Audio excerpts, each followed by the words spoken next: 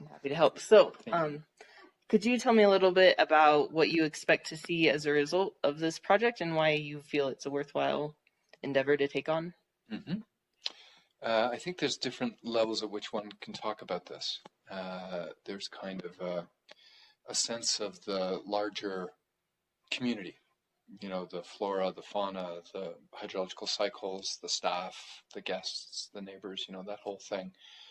Um, and even the energetics of the land, you know, the feng shui. So what I hope to see and what I expect to see, which are not quite the exact same thing, um, and these different, these unpack in different ways. Hmm.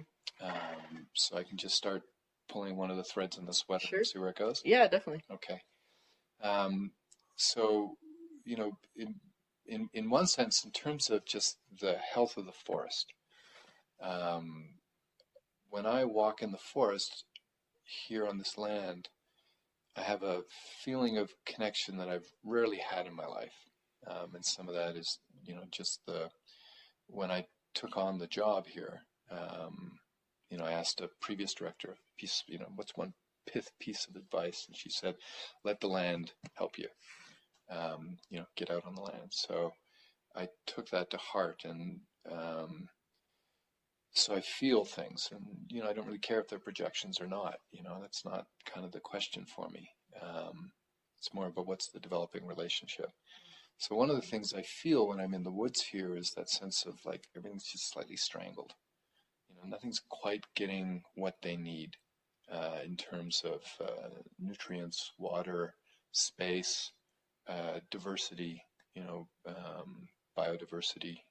So what I expect to see is, you know, in the short run, a real sense of, God, there's a lot of friends have left, you know, and that's heartbreaking, and, you know, needs to be, you need to give yourself the space to feel that. Hmm. And then a sense of like, oh, okay, this can actually be healthy. You know, the trees can start to really take what they need. The biodiversity that arises when you have less encroachment of, you know, a monoculture of ponderosa pines, and you have the understory where the real biodiversity in these kind of ponderosa savannas, uh, that can start to flourish again. So a real blossoming of what this can be, and some kind of strengthening of the capacity to weather the coming storms. Hmm. You know, whether it's invasive species or climate change or further encroachment in this, you know, in um, the Roosevelt, whatchamacallit. National Forest. Thank you. Hmm. Um, so, you know, that kind of sigh of relief. I look forward to hearing that, feeling that from my friends. Then, you know, kind of energetically, there's this is a very particular. This mountain valley is very particular, energetic coming together. And there's a lot that can be said about that, but it's very very potent. A lot of presences are available, you could say, particularly if you kind of work from a non-dual view of, you know, what communion means and that kind of thing. And you know, who's holding who is kind of an interesting question. Hmm. Um, and I think there's something about taking the whole thing seriously and lightly at the same time, like with a light touch, but Hmm. it's as serious as it gets. I think my relationship with the energetics of the land will change somewhat, in some way that I haven't quite conceptualized, and I don't particularly care to. I'm much more interested to see what it feels like. But some sense of being a presence here, being a sentience that uh, helps improve the situation.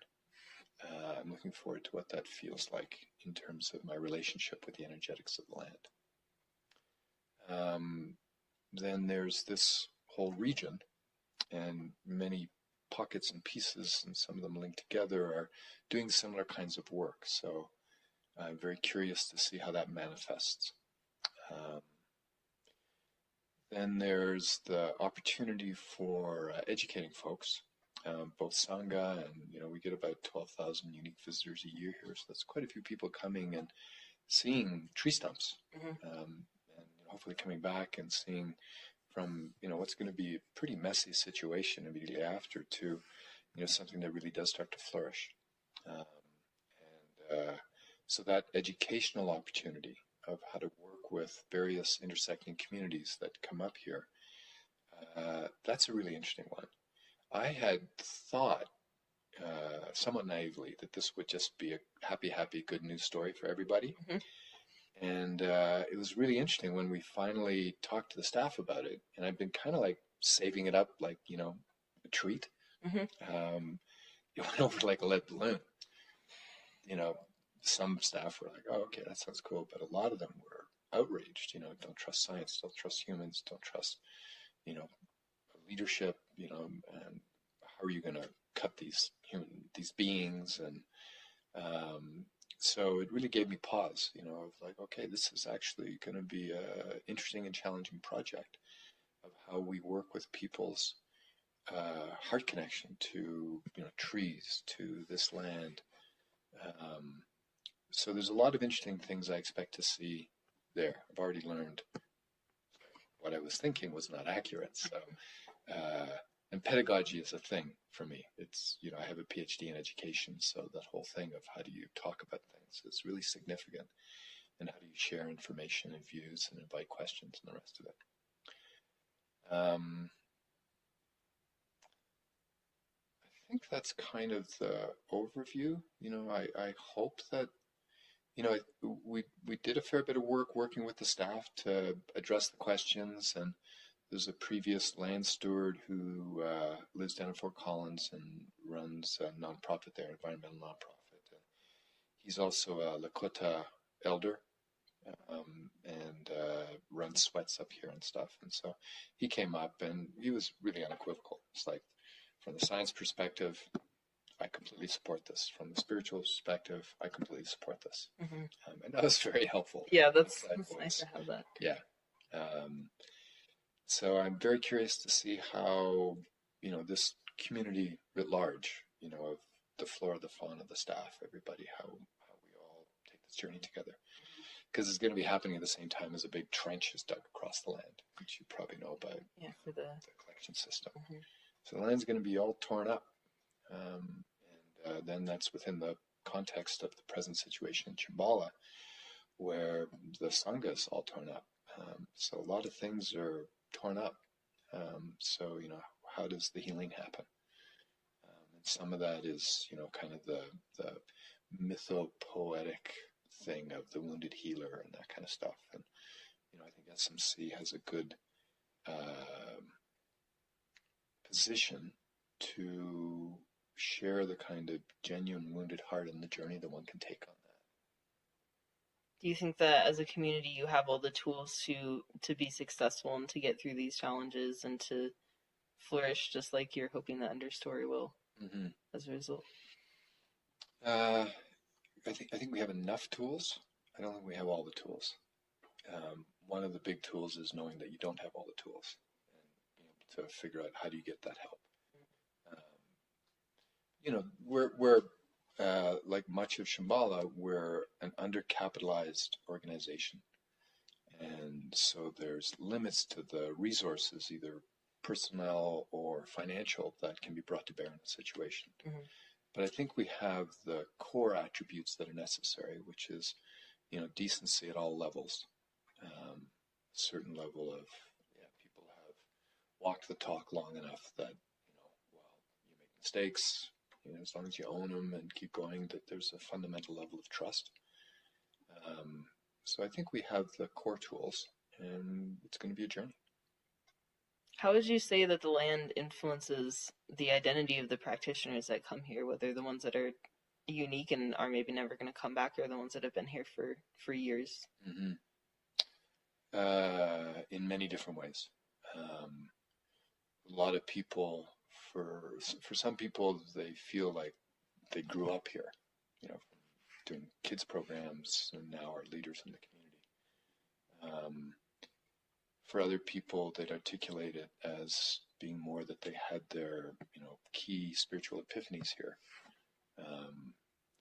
We had a big program called a Garchen, where a lot of different levels of practice and training come together on land at one time and are held by the community of staff, who are, some of them never encountered meditation before they stepped on the land. So it's a wide range. And for the people who were coming here for the program, a lot of them were older students. And for them, there was a real sense of coming home. And, given the situation these days, needing to have come home, and needing to have been held by a group of young people who are still exploring what all this means to them. And, there was this kind of collective breath of relief that I felt. And then it was matched by the incredible fundraiser we had at the end of the program, where we exceeded our expectations significantly. And it was a real expression of, how much heart, how much love and care people have for this place. So for some, where I grew up, for others, the home of my spiritual life, the place that I first came to this, the longer I've been here and explored the energetics of the land, for some people, when I do a presentation on the feng shui, there's this sense of like, oh, I kind of got that before, but now I have a framework, and that they start to deepen into their relationship, like knowing that the stupa is a classic feng shui power spot, and knowing what all that means about the black tortoise and the white tiger and the green dragon and the red raven and the ancestral mountains and the drummer and all that stuff, how it all comes together. It's like a picture perfect power spot. So when people start to encounter that and they go deeper into opening up their being, their perceptive capacity beyond just the senses, and start to tune in and have that vocabulary, there can be this really deep experience where SMC is the place where they kind of let go of the modern autism, where people just, don't do it enough and have way too much kind of mechanistic worldview to actually open up in those ways. So there's these moments, So in a way, here, because of the power of the feng shui and also other rituals and objects that we have, like the stupa, people are better able to access that kind of power and experience a more intuitive, less rational kind of. That's a good way to put it. Yeah. On one level, it's like people pay money to come here and stare at the floor, right? So they're prepared for some process where they're valuing space. That space, particularly the motivational quality, it's like you, from a Mahayana perspective, your compassionate aspiration leads you to reach out and not be thinking about me as much. And so as soon as you do that and you focus outward, there's just more space, right? No space, lots of space. And then when you do that, it's physical as well as mental and emotional, like cognitive and emotional. That spaciousness allows things to arise. Perceptions, experiences, interactions, all kinds of things arise. And so that's considered the birth of wisdom. And so people come here intentionally to do that. And so when you add these other elements in, that this place is ready to support that, it's a very potent combination.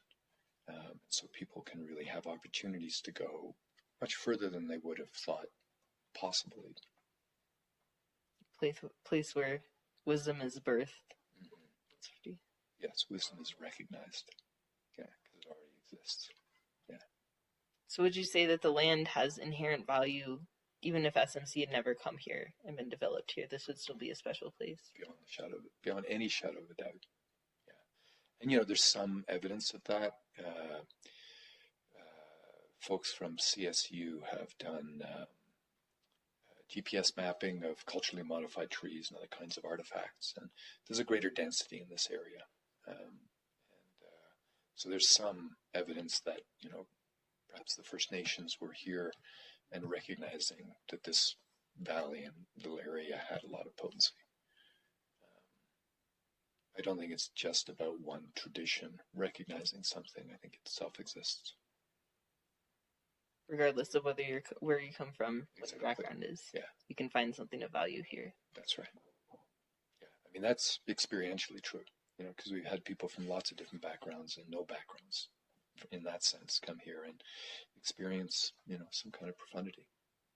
So, do you think would it be too far to take that analogy of creating space around you as you focus yourself out and more onto other people and try to cultivate that compassion? Could that be related to the fact that we're opening up space in the forest itself? Hmm. Uh, I haven't juxtaposed those two. It has a beautiful poetic resonance. Um, I'd have to think about it. Sometimes lushness and density are what's needed. Um, and sometimes even like an overpowering, cloying sense of lushness and richness is really a useful line to follow. So I wouldn't say that it's a necessary given, either on a spiritual or an environmental basis. I think it makes for some interesting copy and some potential. Yeah. But I'd really have to think about it because I'd want to use it with integrity and not Right. just, It's not appropriate something. it's more just popped into my mind. Yeah, no, it's a great idea. Yeah, I'm going to play with that. Thank you. Sure. So, what advice would you give to people who are here and viewing the tree stumps, like you said, and are maybe taken aback and don't understand? Hmm. Obviously, you want to educate them, and that's part of what this article is about. But do you have any practical advice, day to day, you know, frameworks, maybe rooted in Shambhala principles that people Hmm. could use to come to terms with what's happening? Hmm. Right. Um, yeah, I think if you step back, um, aesthetics are an interesting thing, and they're so conditioned, right, by culture, sometimes by proclivity. They can be very physically based. They come from a lot of things, um, and then attachment builds on that. Mm-hmm. If you looked at the forests as the pine beetle were spreading, and you saw these trees that are dead with orange pine Yeah. needles on them, and you could look at it as the spread of an infestation, and there's accuracy to that, and you could say it's not as aesthetically pleasing, and that's a proclivity. That's your sense of it. What I tried to do was see sort of through that, and in a sense, it was the forest, that's been so misused by humans over the last 150 years or so. Um, it was the vitality of the forest sort of trying to desperately to work with that. Mm-hmm. And fire is a way. This kind of the holy trinity of fire, sun, and water up here is needed. Fire's gone, um, you know, in a healthy manner, so to speak. Um, but the intensity of the fires, the pine beetles, those are ways in which nature was kind of trying, the forest, the gestalt of the forest was trying to come back and work with the situation. Um, so it's really, understanding an aesthetic that's based more on health than on simply what is pleasing to the eye, and then coming back to what is pleasing to the eye based on that. So then there's through time, and there's something. It's sort of like when you first start to meditate or when you first start to exercise. At first, it's like you're tired or your back's sore or your mind just becomes really chaotic, but that's part of the process of coming to learn those aspects, those attributes, those qualities, those experiences. So the initial cutting and scarring of the land, dragging logs, that kind of thing, it's going to take time for it to grow back. But there's a real wonder in change. And it's so if you can get to the place where you haven't worked out for a year, you work out and it's like, wow, my muscles are really sore. That's cool, Mm-hmm. you know. And it's a little more painful with the land because we do want to be vulnerable to the loss of these friends that are going. And for the forest overall, it really is an important step towards greater health and resilience. So that journey, taking a journey with the land, and being a part of that, that's just not that available to most humans to have a journey of that kind of significance. Um, yeah. Did I answer the question? Yeah. Okay, good. So how do you view yourself?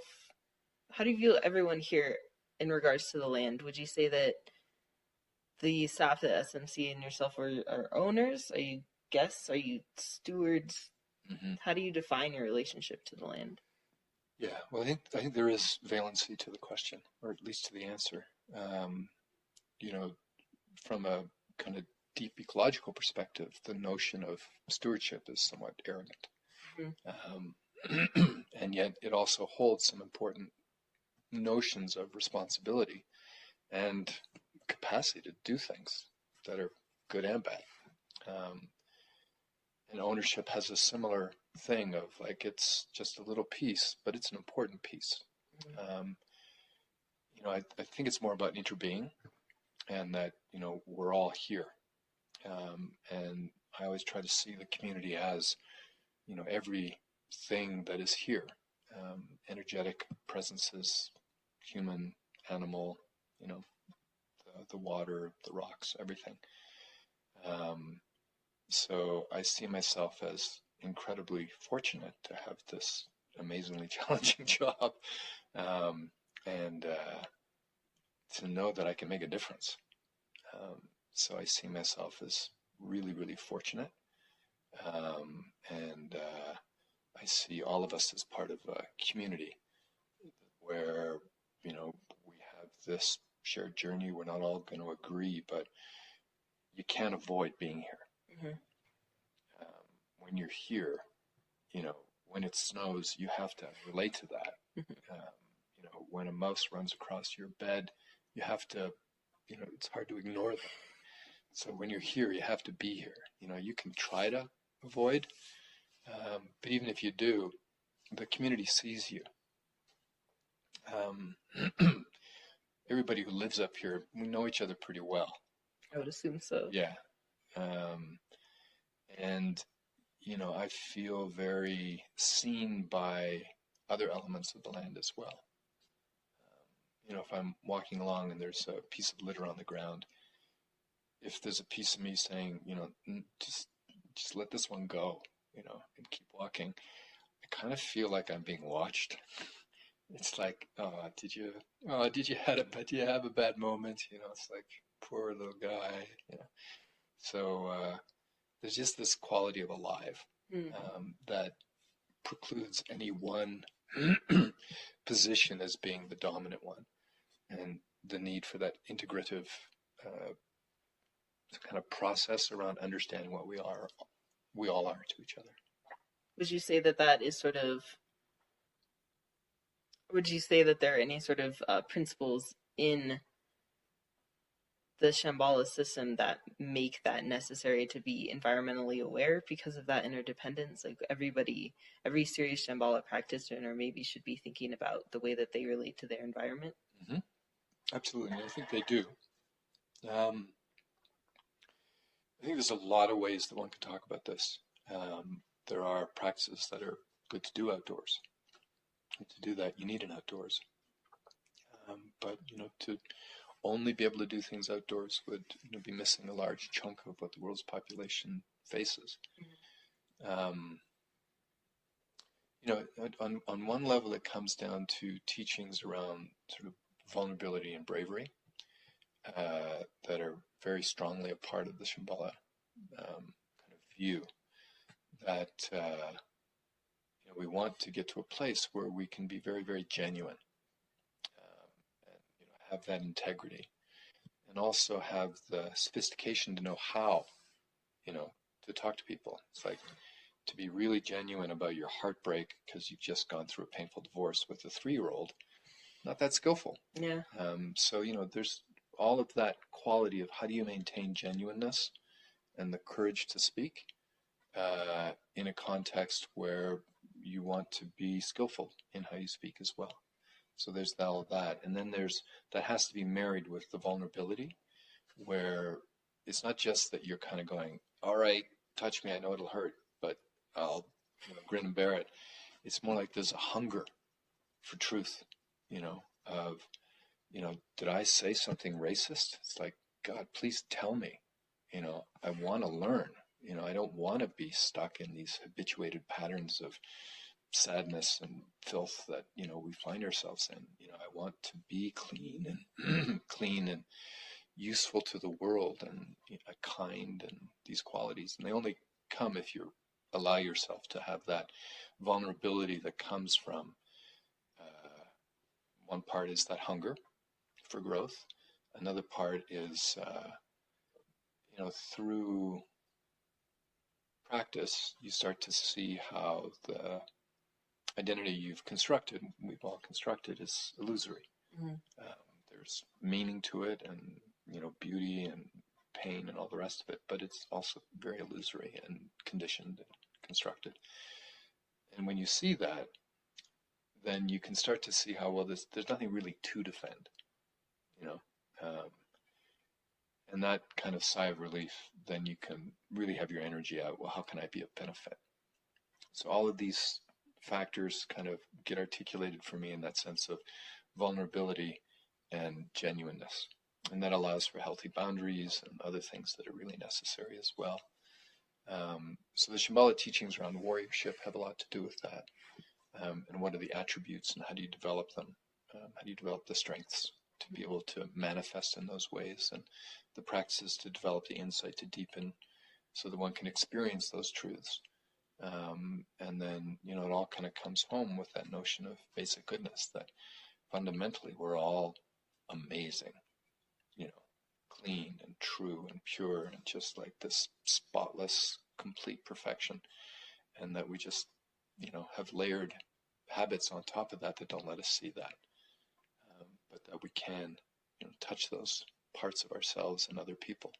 So then it becomes kind of like you're giving the space for basic goodness to touch basic goodness. And that exists everywhere.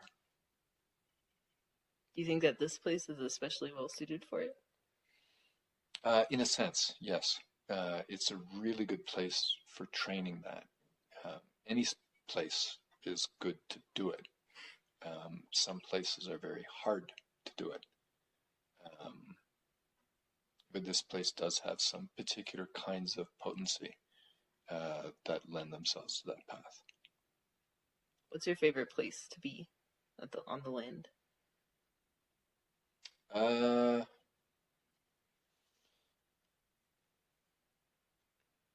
So there are some particular power spots, and some of them are just off the land, but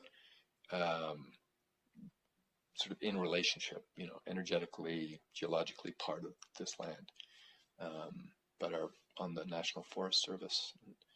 And then there's some others that are on the land, and these spots, they have very particular kinds of power. So there's, do you know what an Inukshuk is? Mm. The Inuit. So Inuit create these sort of standing men with a kind of a large lumpy head and then a torso and then two legs. So there's a naturally occurring one on the palisade at the edge of the Poudre Canyon when it starts to slope down. It's about 30 feet tall, this enormous head, massive torso, arms like this, and then these two stump legs. And it's right at the face where the chin of a young dragon formation that makes up this kind of sinuous quality, and then these slab rocks, and then the head and the face, and right at the base of that face is this, basically a standing man. It's ridiculously powerful, and I just kind of stumbled on it walking on the land. So there's a certain part of the answer, which is, yeah, there are some places that to me are really unique and potent. And then there's also just the quality of being, of kind of following your feet, where it's not so much that I want to go there necessarily and don't, but more, where are my feet taking me? And sometimes that ends up in some pretty cool places that, I hadn't encountered before. You like to just go wandering around a lot? Dude, yeah. It's a pretty cool place for that. It is, yeah.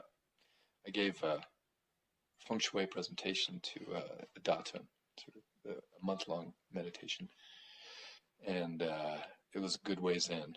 And the next day, one of the participants came up and he's like, "Michael, I saw a bear yesterday." And I was like, "Oh, it's summer, I don't always see them." And he goes, "Yeah." And then I started walking up to it. And I'm like, "Ah!"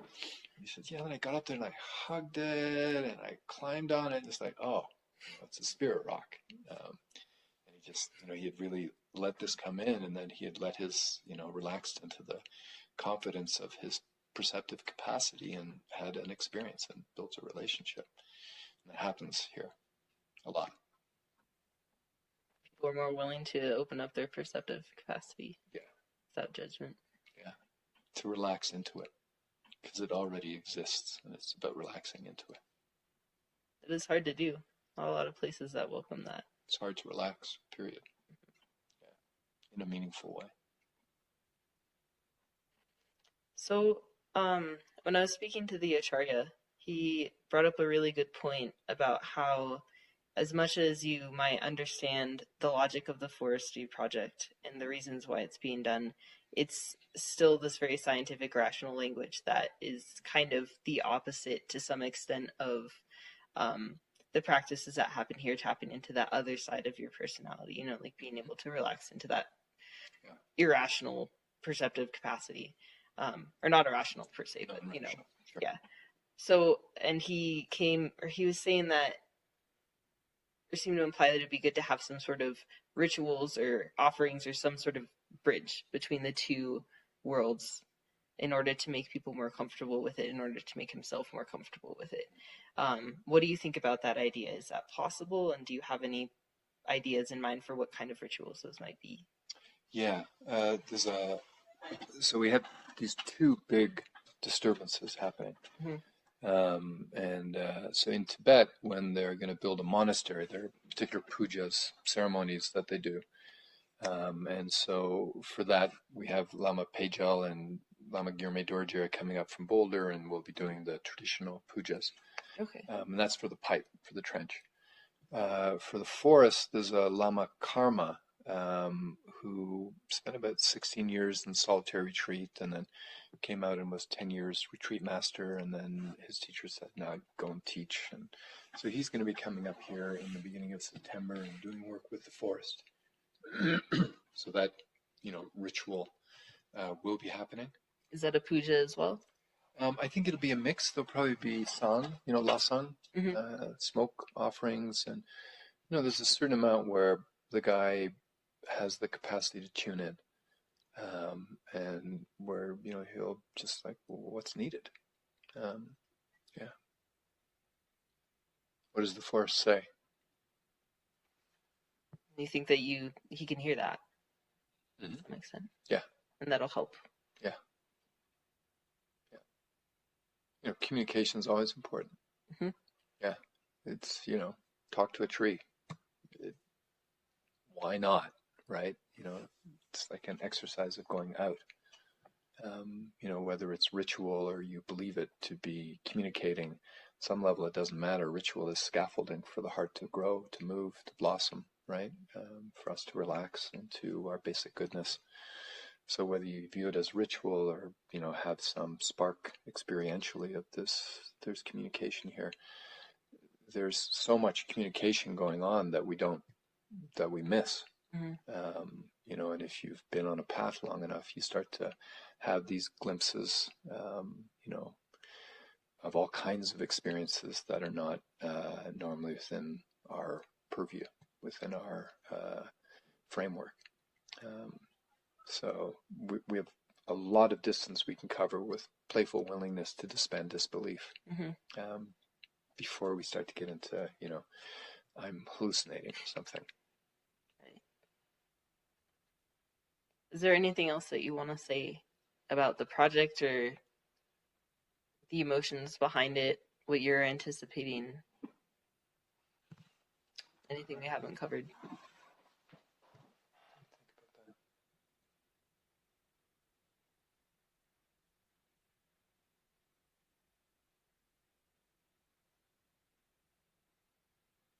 I think I pretty much said everything, you know. Um, it's such a drop in the bucket, and there's such a sense of lack of agency among so many people, even people who have significant agency. And I recognize that for many people, this project is going to be, for them, a lack of agency. And, I feel that. And I'll do what I can around that.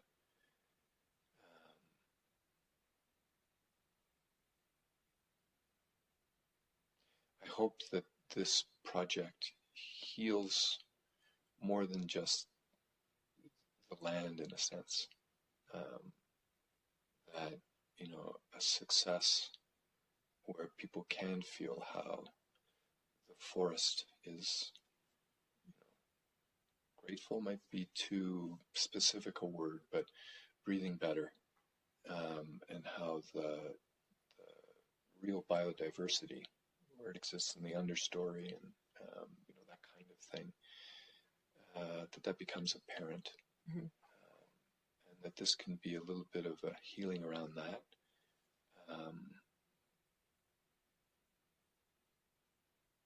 Yeah, there's sort of other things back there, but I can't quite access them. But there's something around responsibility and agency and trust, and kind of people saying, okay, so we're going to give you, our genuine heart experience, and it may be, I don't like this, I don't trust it, I don't want it. But then in the end, a community kind of coalesces and says, okay, but let's do it, and let's do it the best way we can. And then you got to own what happens. And it has to do with that vulnerability and genuineness. And so, in a way, there's nothing deeper than nature. In another way, there's, a deep social process going on of, how do we support people in positions who have responsibility, so that they can open up, and so, the world can come into seeing its own leadership, in a sense. We're all on these journeys. Mm-hmm. Everybody who wants to will eventually be in a position where they have to make difficult decisions. So how do we do that? How do we take care of each other through that kind of process? It's powerful to be part of a community where all of these different members, even with dissenting opinions, are taken seriously. And it's the bottom. I mean, you got to start there, right? Mm-hmm. Yeah, you can't dismiss people, particularly when they're in pain.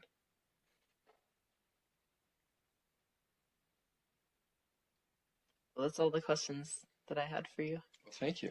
Thank you. You're welcome. Appreciate your time. Yeah. I have a off the books question. Okay. Because I know that you're a feng shui expert. I'm not a feng shui expert. I'm very much a one-trick pony. I know a bit about this land. Okay. But go ahead. Well, I was just curious about like inner feng shui in a house. Mm-hmm. Do you know anything about that? Not much. Okay. Yeah. I mean, you can try, and I'll say what I can if I've got anything to say. I mean, I might be moving into a new house soon, and so I was curious, like, how I could put my furniture. If, like, what are the feng shui principles? If there are any, like, general principles about, like, where you put furniture where. Right. I was just curious about that. I think a meaningful answer would be to look at some good books. I'd look up Eva Wong stuff. Okay. And there are principles, and there are principles in Shambhala as well, around, where do you where do you want certain things to be, like a chair that you sit in to read and contemplate things, and that positioning. And there's stuff around color and light. There's a lot of that stuff. I think one of the big things for me, though, is how does it feel, and how does it flow? Mm-hmm.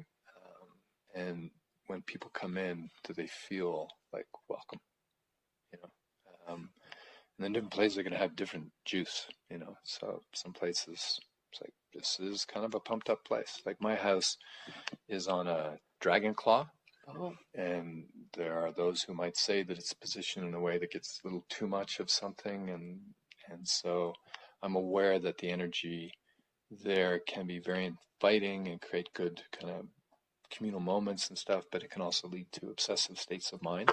oh, So I kind of, tune into that. But one of the ways I do that is, when I clean, I try to first just like look at the place, feel it, and then clean it. And then when I've cleaned it, just kind of be there with it for a while and just like, okay, what are the dralas of this space saying to me? And sometimes it's like, oh, I gotta move this, because that's kind of, it just feels like it, or sometimes I'll actually see something. Um, so there's all the book stuff, and it's really good to get the framework. And then it's about really feeling it and taking the time to feel it. seems to be a lot about feeling stuff Yes. here. It's I feelings. appreciate that. Yeah. I mean, by training, feeling was not my forte. Yeah. I mean, I did time in the army and I was an academic, and, so uh, feeling something I have to put time into. Did you say you've gotten better at it? I would say I've gotten somewhat better at it. Yeah. But not up to your goal yet? No, I wouldn't say that. I don't have a goal per se. Um, I have moments where it's like, oh, what the hell's going on here? I don't know what I'm feeling. Um, but yeah, it's not. I don't have some abstract gold standard. Yeah, I guess it'd Yeah. be hard to create a goal for emotions. Yes. Yeah. Slippery things. That's right. Yeah. No, it's more just like this is wholesome. See where this takes us. Yeah. It's good mentality. Well, we'll get going, but thank you so much for your time. I really appreciate. Absolutely my pleasure. Yeah, it was a pleasure talking. Yeah, definitely. Very interesting. Just out of curiosity, where's like where's the dragon shape, or like what's a, could you point out a shape to me that's in the mountains nearby? Sure.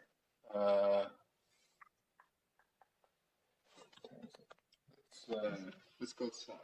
I'm gonna have to walk a little.